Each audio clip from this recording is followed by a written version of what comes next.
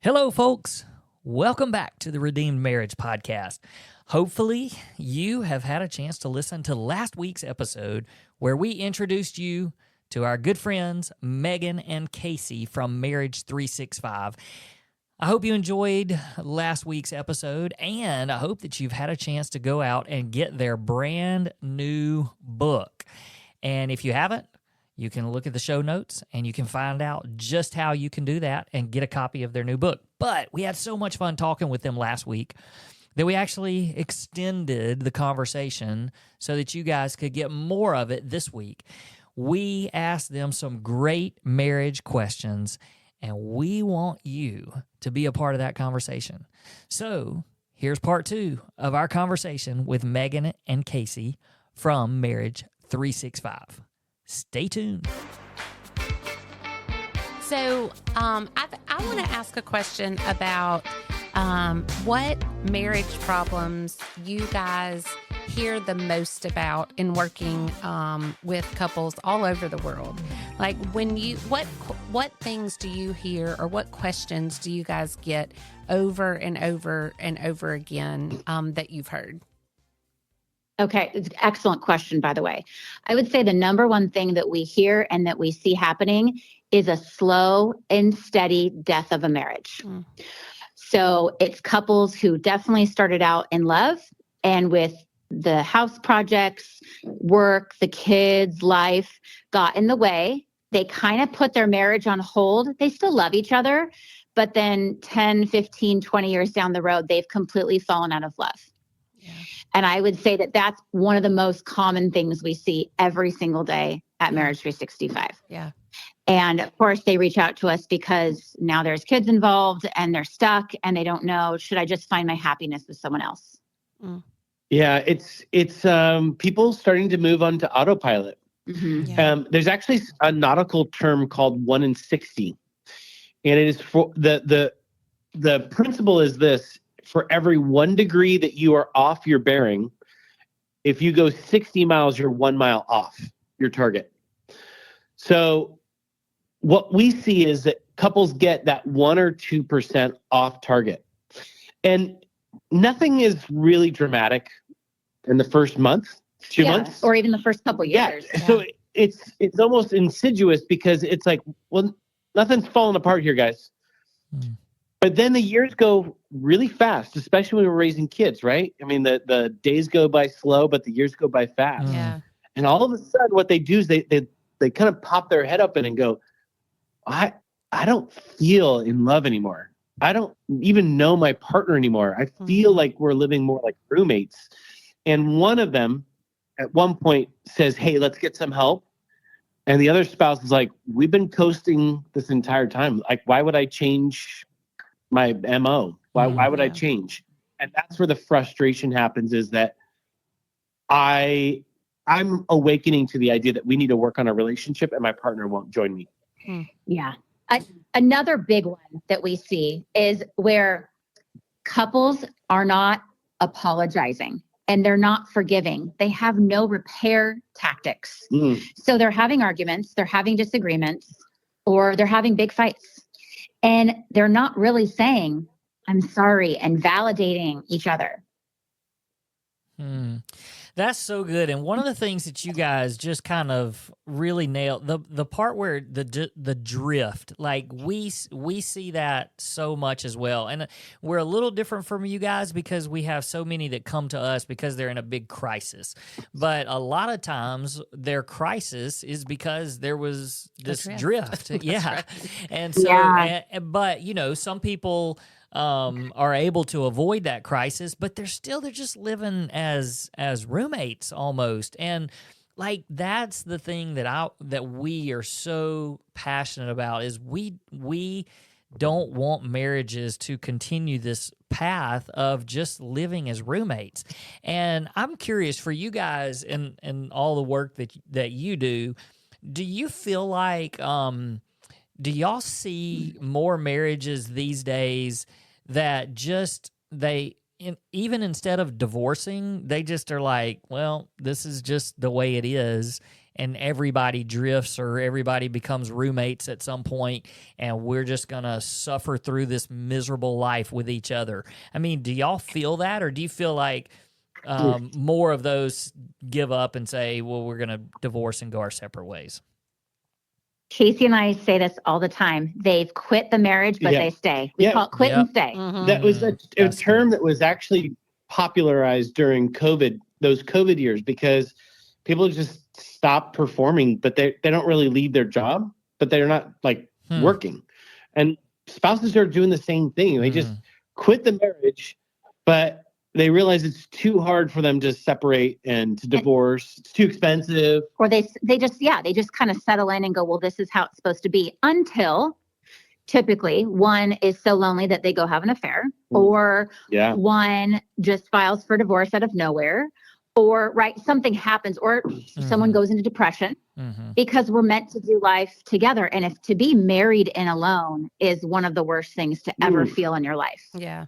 It's like, when we're single, you're almost like expected to feel those bouts of loneliness, but to be married and alone, or to be in a house full with children and a husband and a wife, and someone's lonely, like that's really difficult to swallow.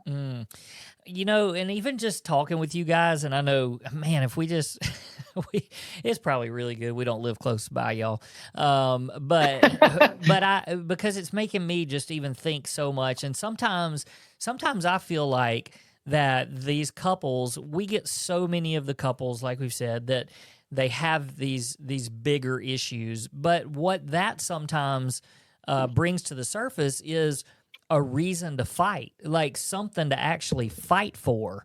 But then you have so many couples that they don't have that as part of their story, and they've just kind of quit and given up, and it's like, we don't really even have anything to fight for anymore. We just don't even enjoy this. Whereas, a lot of what we catch these people where they're in a really bad place, but they've come to us because one or both have been able to say, we're going to fight for this. Like they come with at least some energy of bowing up and saying, we're going to do something about this. Right. Right. Yes, but that's also stems from the fact that, pain motivates us, unfortunately, right? I mean, I wish that wasn't the case, but typically people don't go to the doctor for wellness checks. I mean, there's some people who do, but the majority don't go to the doctor, or the majority go to the doctor until there's something wrong. That's right. Yep. And I think it's or painful, and you're like, I can't tell, right? Like, people are terrified of going to the dentist until there's like, you have a toothache, and you're like, okay, I can't wait another second. I have to go to the dentist now. And I think, unfortunately, with marriage, that is what I know you guys see as well. But it's the pain, the fight, the possibility of a divorce, an affair, financial infidelity, like whatever that is happening. That's the pain that's motivating us to go, okay, I can't keep living life this way. Or, can I just say too, like we have teenagers. I know you guys have kids that are in college. When your kids get of age, when they're 2 and 3, they don't really notice. But then we've heard so many stories where, our 10-year-old came up to us and said, can you and dad stop fighting? Like you guys fight all the time. And then seeing, oh my gosh, now we're impacting our children. Right. This has got to change. And I'd probably say the saddest phone call that I ever have to make is when I talk to a husband whose wife is filing for divorce, and that's the pain that causes him to reach out. I usually ask, like, well, how did it come to this? Well, she's been begging me for years to get help and stuff like that. And now she's leaving and she's taking the kids, or she had an affair. And usually he's like, so just tell me, what do I need to do right now? And that's like, sometimes it's too late. It's too late. Yeah. You have been you've like passed so many warning signs. Yeah. And opportunities. Yeah. Yeah, that's so good. I mean, I don't know. You guys just even talking have just made me start thinking about so many other things, and I could continue asking a lot of questions, but go ahead. Which is why we pre-wrote them down. We did. So that they could eventually go to bed tonight. So, all right. So you talked a little bit about at the beginning how at the beginning of your marriage was just really, really rough. And so the question that I wanted to ask is, if you could go back and give one piece of advice, marriage advice, to the newlyweds of Meygan and Casey, what would that advice be? Oh my gosh. Can I go first, babe? Well, What? I want to talk about sex. Oh, are you going to talk about sex? Okay. Well, Yes. wait. Then I go first because mine's not about sex, and sex is way more exciting than what I'm going to say. Probably. Okay. All right. You always go first anyways, babe. Yeah. Okay. In and out of the bedroom. Okay. So I know we talked about the tagline of Marriage365, and the thing that my therapist told me is, if you want to make a better marriage, make a better you. But I do wish that I would have known that if you sit there and you sit and point fingers, wait for your spouse, try to convince them, try to control them, try to change them, manipulate them, any of the things that I've done them all. You are missing out on so much that you can do in your own life. Yeah. And I feel like this is the world we live in, where we point fingers and we blame everybody. Yeah. And what I would tell young Meygan or anyone listening, I would say, if you could just be responsible and take ownership for your part, you got plenty of work on your hands. That's right. Right? That's like, right. We really cannot control our spouse. And I'm telling you, Heather, Rusty, I have tried to control this guy. Mm-hmm. You've met him. He is uncontrollable. I'm a wild stallion, baby. Yeah. And so it's the energy it requires to try to change and manipulate and convince your spouse is not only pointless, but it's exhausting mentally, spiritually, physically, emotionally. And so just focus on you. At the end of the day, you're going to be standing before God. Nobody else is going to be next to you, just you and God. And you're going to be able to say, hey, I did the work. I tried. I did X, Y, Z. Not, well, I couldn't do anything because my spouse didn't do this. That's right. It's excuses. And it's empowering. That's what I would say. Nobody puts baby in a corner. That's right. So, okay, before Casey starts talking about sex, I know he's dying to just talk about. This is what we know about you guys. Like, I'm actually, and he may not be actually doing this, but he might be. I'm actually picturing, while we're having this conversation, your phone is on speaker, and Casey's like walking around the room, and every now and then Meygan goes, "Hey, come sit down and answer the question." Oh, okay. That's scary that you know him that well. He's literally he's not standing and pacing, but his nonverbal is so excited, and he's all hot right now and bothered. He's like, yes. Yeah. That knee's bouncing up and down. And yeah. He's like starting to rub my thigh. I mean, whoa. Okay. Well, I'm glad we could help with that. Okay, Casey, your turn. So Casey, let's My hear turn. it. My turn. Okay. It's my Well, turn. first of all, it's my turn. Let's just recognize who created sex, who made it pleasurable, who activated our brain to be sexual. And that's the spirit of the living God. I mean, that is a kingdom. In fact, I just read in Proverbs, be satisfied with the breasts of your young wife. And I was like, honey, I have to follow through with scripture. Okay. That's right. So, here's the thing. There's two things that were going against me. Is I was raised in the church, and no one ever talked to me about sex other than, don't you dare do this. Yep. Don't you dare. And I took that warning pretty seriously. So I did not have sex until I was married.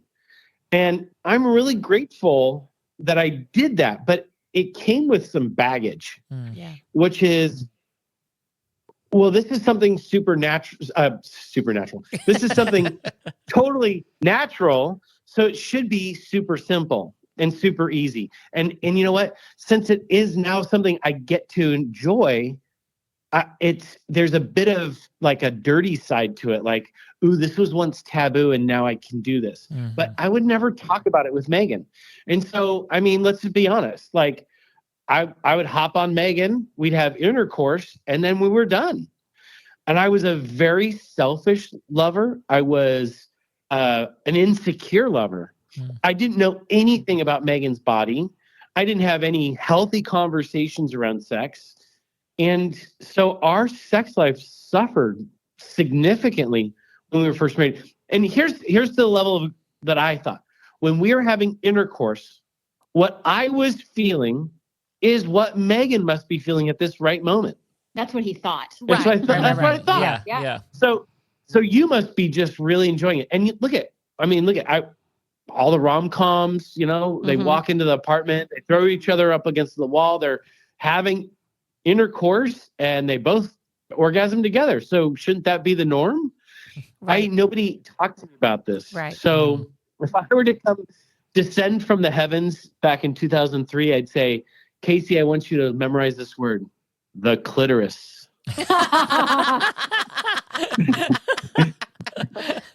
It is a part that God designed and put on a woman's body for a reason. Yeah. Find it, my good son. Find it and enjoy it. And so I think that there is much to say about. I love that God created sex. I absolutely love it. Wait, you do? Yeah. Oh, just kidding. But I didn't understand its power. I didn't understand anything about it. And so it just was.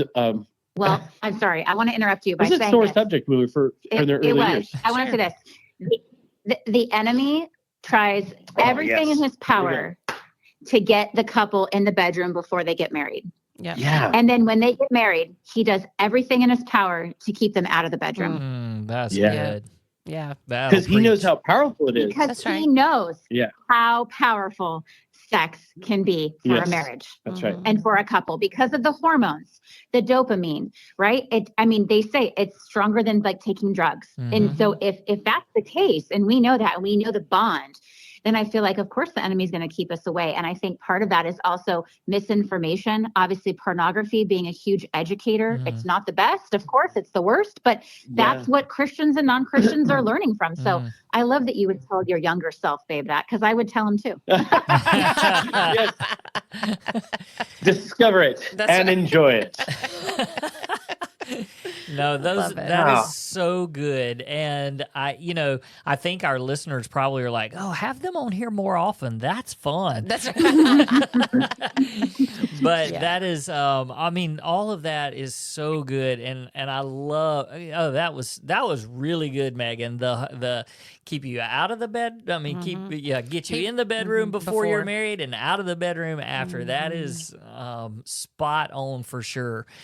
Okay. Right? Yes. There's so much truth behind that. Yeah. I know. It's crazy. Yeah. Okay, so I'm gonna throw out one final question. All right, so this is that's dangerous to say that it's our last question, but this is gonna be my last question. All right, so you guys, backing up to when you said the couples that you guys meet with the most and talk with the most, they're drifting, they're on cruise control, they're just roommates and living through this insufferable marriage. And when that happens and you guys are trying to encourage people and saying to them, no, you really can have an incredible marriage. Like, you can have the marriage that you've always wanted. That's one of the phrases that we always say. If you had to tell somebody that's stuck in this rut, like, just, hey, your first step, what would you say? What would you say is, hey, let's just take the first step? What would that first step be? Oh, yeah. Oh, well, first of all, hope is not a strategy. And I think a lot of people hope to have a great marriage. Or just hope to get back on track. Hope to get back. They hope to not be roommates anymore. Or some of the worst. Well, it was bad advice, but it was like, you just need to pray harder. Yeah. So I pray, like, Jesus, would you just give us a great marriage? But then I didn't change. I didn't do any work. I just thought it was like, kind of rub the magic bottle and the genie comes out, and then all of a sudden, like, a good marriage descends upon us like a dove. But here's the thing. I do talk about hope is not a strategy. That's the bad side. The good side about hope is this. There's like these three ingredients. We're coaching couples that are in that place. I go, listen, three things that make hope and bring hope to a marriage is this. The first is you got to have a summit or a goal, like looking at the top of the mountain, and this is where we want to go. And couples need to be able to first say, like, this is where we're at, but where do we want to go? Like, do we want to be, like for Casey and I, it's like we want to be, grow old together, retire together, have a house full of grandchildren, travel, right? And actually like enjoy each other. Right. That's like our goal. That's our long-term vision. I don't think a lot of couples have or even know how to set goals for their relationship. But the second part about hope is if you're looking at the top of the mountain, but you don't see a pathway there, how are you going to get there? So you have to have a roadmap. And the roadmap is, okay, here's some tools that we use. Here's some structure or some mindsets. Like, this is how we're going to get it. If we want to, celebrate our 70th anniversary, how do we back into that? Yeah. I mean, an example, of course, would be, okay, we're going to listen to Rusty and Heather's podcast once a week. And we're going to talk about it on our date night. Like that could be part of your roadmap. Yeah, exactly. Part of your roadmap could be, we are going to take evening walks 3 nights a week. We are going to go to marriage retreats. Whatever that roadmap is for the couple. Now, people like you guys and people like us, we're coaches. We can help you create that roadmap if you can't do it on your own. Yeah.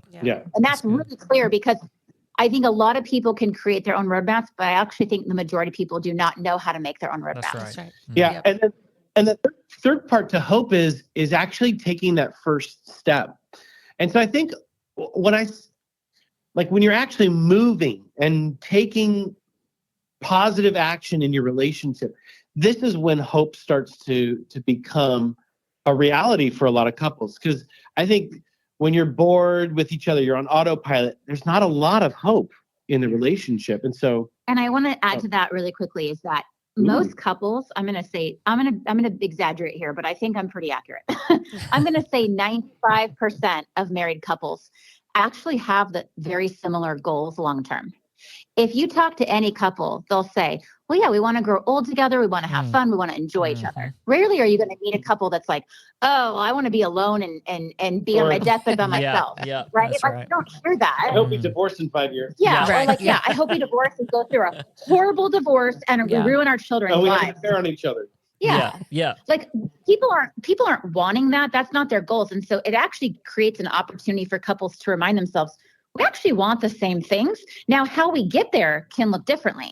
And again, that's where a coach like you guys or us can help you and guide you, or do it on your own, but just make sure you have some sort of a plan. And as you guys know, and I know because we listen to your podcast, the regular maintenance and just investing in your relationship is an example of a roadmap. Absolutely. That's good. It's not fancy. I have to go to therapy. I have to go to a $20,000 marriage retreat. Gosh, no, what we're saying is it's actually really simple, small things that will be on that roadmap to get you there, but just be consistent. Hey, and one of those things that people can do is communication. And a great tool for communicating is your brand new book. So, all right, as we're wrapping up, tell everybody one more time how to get that book today. All right, head to marriage365.com or you could go to Amazon or Target and type in 365 connecting questions for couples. And this is a great gift for other people. This isn't one of those books that if you handed it to someone, they'd be like, why are you handing me a marriage book? That's right. This is like a gift of connection. Like if you were to, I know a lot of parents give this to their kids. This is a wedding present for a lot of people. This is a really great anniversary gift idea, by the way. Husbands, if you're watching this, you want to score some major points. Yes. Actually, hold on. I just have to say, this book leads to better sex. Why is that, Casey? I forgot to bring that up. But seriously, if you think about it,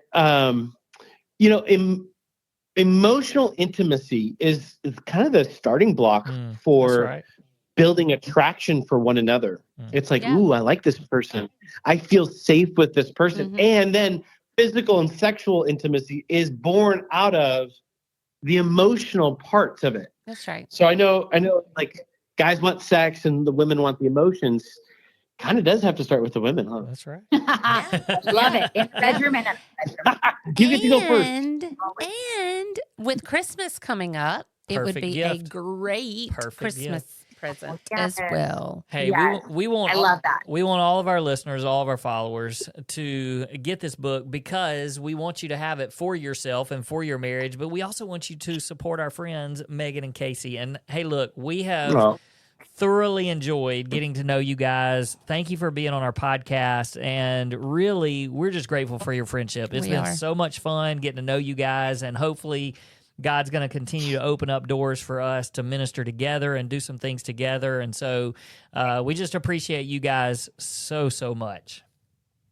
Thank you so much for having us. We love you guys. And agreed, if we lived really close, we'd be having like double dates like 3 times a week.